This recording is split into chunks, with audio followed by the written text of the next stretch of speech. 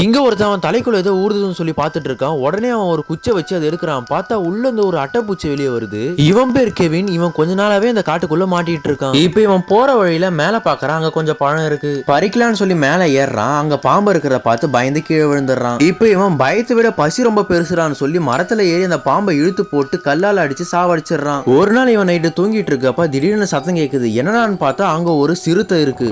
உடனே இவன் ஸ்ப்ரேயும் லைட்டரையும் வச்சு தீய மூட்டுறான். இப்பதான் அவனுக்கே தெரியுது இது ஒரு இல்யூஷன்.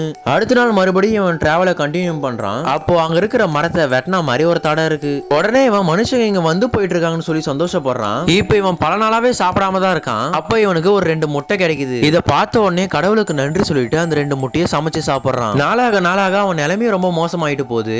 இப்ப அவன் அங்க ஒரு ஷூ வச்சிருக்கிறத பாக்குறான். அப்ப மனுஷங்க இங்க வந்து போயிட்டு இருக்காங்கன்னு சொல்லி சந்தோஷப்படுறான். அப்புறமா தான் தெரியுது அவன் உடைச்சு போட்ட முட்டை அங்கதான் இருக்குன்னு. இவன் அந்த காட்டையே சுத்தி சுத்தி வந்துட்டு இருக்கான்.